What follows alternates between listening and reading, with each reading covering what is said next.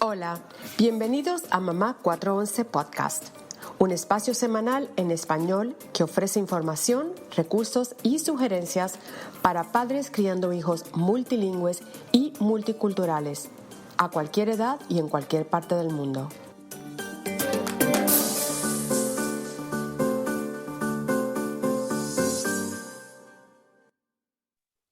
Hola a todos, bienvenidos a un nuevo episodio. Saludos, Erika, ¿cómo estás? Hola a todos, bienvenidos. Hoy vamos a platicar de un tema que nos apasiona a ambas y que ha formado parte de nuestras vidas personalmente y profesionalmente por muchos años, el bilingüismo. Pero el bilingüismo partiendo de los beneficios que nos ha tocado personalmente y también cómo hemos logrado criar hijos que entiendan estos beneficios y ventajas desde que son ya mayorcitos, de la manera que ellos ya saben apreciar el sacrificio y los esfuerzos de mamá y papá y del plan de lenguaje familiar que se trazó realmente desde que ellos estaban pequeños, ¿no? Así es, así es. Creo Erika, que, antes que nada vamos a convertir un poco nuestra propia trayectoria bilingüe. Tú creciste con español e inglés, aprendiste francés de adulta, ¿cuándo entendiste los beneficios? Háblanos un poquito de esa parte. bueno, yo en Argentina crecí estudiando inglés como una actividad extracurricular, un after school. Ah, wow. En la escuela secundaria se enseñaba un poco, lo mismo que quizás acá enseñan acá en Estados Unidos o en otras ciudades, en otros países, se enseña como lengua extranjera, pero no vamos a decir que tenía un gran nivel de ahí, sino más de lo que mis padres me mandaban a un refuerzo cuando veían que el inglés es el idioma del futuro, estaban con eso. Esto también considerando que gran parte, por no decir sí, toda mi infancia, lo que es la escuela primaria, yo crecí en Argentina durante la época de un gobierno militar, en el cual eh, a duras penas escuchábamos canciones en inglés en la radio. Entonces, era una época bastante particular. Eso no quiere decir que nadie era bilingüe, pero sí, todo el tema del idioma y de crecer con otros idiomas era un tema mucho más grande que decidir solamente el futuro de los hijos de uno. Así que cuando mis padres vieron la oportunidad, entendieron que era importante. Eh, y el francés lo aprendí de adulta cuando me mudé a Francia. Sabía muy pocas palabras al llegar, y de hecho fui con una visa de estudiante a estudiar francés full time. Y bueno, tiene su pro y su contra como todo, estudiar de más grande un idioma. En mi caso, bueno, cuando estudié francés, mi mayor motivación tenía que ver un poco con el tema que nos interesa hoy, que es los beneficios. Para mí era muy claro que mudarme a Francia tenía el gran beneficio también de poder estudiar en otras universidades, de poder ir a clases, ir a otros lugares a escuchar charlas, capacitarme en mi profesión, tener acceso a libros, y sabía que para eso necesitaba manejar el francés bien, no perfecto, pero que sea bien. Así que para mí fue importante desde lo personal, pero desde lo profesional también. Lo vi como una etapa que era importante tener y pasar. Y si bien, por supuesto, no, de adulta no tenía ganas de ir todos los días a la clase como iba en el colegio, me parecía importante porque era una inversión de tiempo y energías que me iba a acercar a algo que era un objetivo que tenía, ¿no? Entonces acá entra la parte de mis objetivos de estudio, mis objetivos que esto me podía abrir puertas para trabajar en otro lugar, y creo que son, bueno, cosas que quizás a veces las valoramos más de grandes y no como cuando lo pensamos eh, frente a cómo nos ponemos con nuestros hijos, es importante que estudies el español, es importante que estudies el inglés, etcétera. Es muy difícil explicarle a un chico lo bueno que es a futuro y los beneficios que vendrán, ¿no? Como con un montón de cosas. Creo que tenemos que estar primero convencidos nosotros. Eh, Sé, Mari, que también tuviste experiencia con otros idiomas Sí, sí, durante tu sí. vida. Contanos un poco. Sí, y sabes qué, yo creo que la diferencia y algo que es igual en tu casa y en la mía, cuando creciste en Argentina y yo crecí en Puerto Rico, que mis papás entendían los beneficios de un segundo idioma, por eso la escuela que escogieron para mis hermanos y para mí era una escuela donde prácticamente todo, hasta las conversaciones con las maestras, era en inglés. Y entonces en la casa se hablaba español todo el tiempo y en la escuela casi todo era inglés. Y entonces una vez yo me gradué de escuela superior, ya sabía, ya era completamente fluyente en español y en inglés. Siempre me gustaron los idiomas y ahí fue que decidí eh, ir a estudiar afuera, a Suiza, y tuve la oportunidad de estudiar 2 años ahí, donde en la parte francesa de Suiza. Y fue una experiencia inolvidable que hasta el día de hoy me siento súper agradecida a mis papás por haberme expuesto y dado la oportunidad de ir a estudiar fuera y no tan solo aprender de otro idioma, pero de las diferentes culturas, porque tuve la buena suerte de ir a una universidad pequeña donde había gente de todas partes del mundo y nos comunicábamos todos en inglés, pero había gente de Turquía, de Italia, de España, de Estados Unidos, de Grecia, o sea, había gente de todas partes y persas de Irán, y hice unas lindas amistades con muchas personas de diferentes partes del mundo que eso pues en Puerto Rico no lo hubiese tenido, ¿no? Y yo creo que a los 18 años pude entender bien la importancia de poder comunicarme en diferentes idiomas. Entonces ahí estudié francés, estudié un poco de italiano y era comiquísimo porque había gente que trabajaba en la escuela que era de Italia, entonces con ellos hablaba español y ellos me contestaban en italiano y nos entendíamos súper bien, y también portugués, era igual. Una Y mezcla.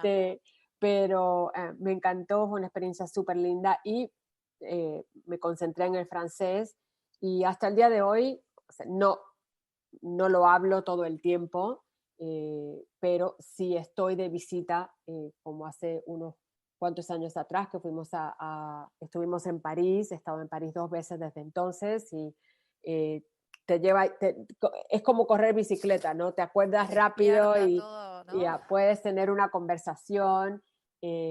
Mis hijos quedaron maravillados cuando me oían hablar francés porque ellos decían, wow, mamá, puedes hablar en otro idioma. Y eso como que ayudaba la idea de que yo quería que ellos fueran fluyentes en español. Y les enseñó cuando eran pequeños y estábamos de viaje que, pues mira, si mami habla otro idioma, pues yo también, yo ahora entiendo por qué ella quiere que seamos fluyentes en 2 idiomas.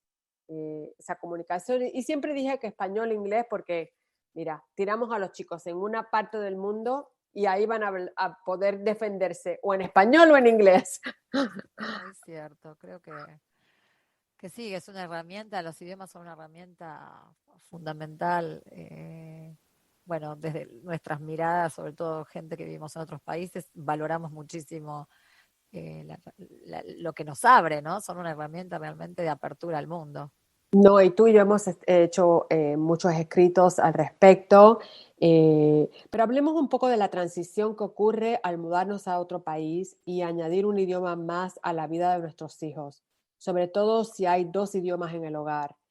¿Qué tan difícil o no puede ser la introducción del idioma mayoritario, como en tu caso tenías el español y el inglés y después trajiste el francés a la vida familiar? ¿Y cómo podemos preservar o seguir nutriendo esos 2 idiomas que ya han sido establecidos? ¿Nos puedes comentar un poquito en ese respecto?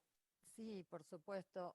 Me parece que hay varios temas a considerar. Uno es, y que es muy importante, es en qué idioma se van a estar manejando nuestros hijos durante todo el día, ¿no es cierto? Si van a ir a una escuela, que se abra un idioma que ya conocen o es un nuevo idioma y cuán importante es que puedan manejarlo. No solamente para poder entender la clase de matemática o de historia, sino por un tema de socialización, por un tema de poder interactuar puertas afuera, ¿no? De nuestra casa. Es fundamental. Entonces, a mí me parece que el lugar que toma ese idioma, que quizás muchas veces pasa por encima a los que venían, uno lo hace como desubicarse a uno en cómo voy a hacer con todo esto, ¿no? Y qué lugar empiezan a tomar estos otros idiomas. Si decidimos que, por ejemplo, en casa hablamos español o con mamá hablamos español y con papá hablamos francés, pero que afuera hablamos inglés, o sea, un poco organizarlo. Y no es todo tan claro antes de irnos ni apenas llegamos. Muchas veces es un tema de prueba y error, que muchas familias dicen, bueno, no vamos a poder volver atrás, o no vamos a... Bueno, yo soy partidaria de que cuando nosotros somos flexibles, los chicos también pueden acompañar esto. Hemos entrevistado mamás que también nos dicen que por ahí con uno de los chicos empezó más tarde, con otro empezó más temprano, y cómo funcionó y cómo le funcionó a cada uno y de qué manera lo hacían, si empezaron con el cuento que leían a la noche, etcétera, o con un juego que hacían durante la comida. Hay diferentes formas para cada familia. Cómo hacer que cada idioma tenga su momento. Si el español es algo que representa a nuestras familias también en temas de tradición y legado, tiene mucho sentido que se hable en la casa, mucho más que quizás se hable, pretendamos que el chico también lo hable en la calle, con otros amigos que no lo entienden, ¿no es cierto? ¿Cómo nos adaptamos en esa situación? ¿Y qué es lo mejor para el momento? Porque muchas de nuestras familias nos hemos mudado varias veces de país y entonces es un tema de prioridades y por supuesto esto queda a criterio de cada familia cómo lo quieren seguir llevando. Yo en mi caso nos mudamos con mis hijos que hablaban español y francés a Canadá y luego a Estados Unidos donde vivimos ahora. Efectivamente el francés tiene un lugar muy distinto en sus vidas ahora que lo que tenía cuando eran chicos y que vivíamos en Francia y lo siguen conservando porque lo hicimos como actividad extraescolar, lo mantuvimos en casa desde otro lugar, no desapareció completamente porque no vivimos más en Francia.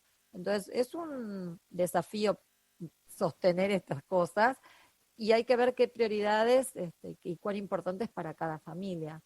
En tu caso, Mari, que bueno, son una pareja con tu marido, que cada uno habla otro idioma también, más el idioma de afuera, contá un poco cómo pudiste resolver el tema de qué es mayoritario y qué no. Sí, sí. Mira, en aquel tiempo, esto lo hemos hablado otras veces, no se decía un padre una lengua, sino que así fue que lo hicimos porque es lo que nos funcionó a nosotros. Hace 25 años no había los recursos que hay hoy en día.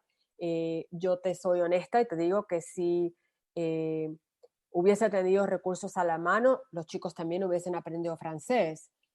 Pero no eran recursos tan inmediatos, tan como los hay hoy día.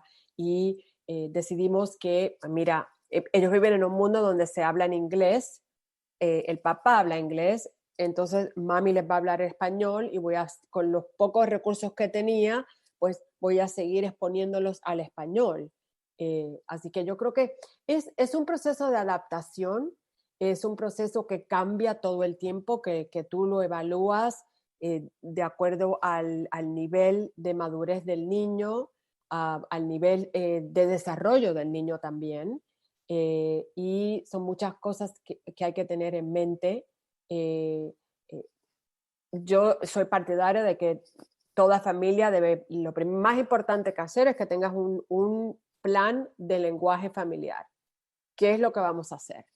¿Cómo vamos a poder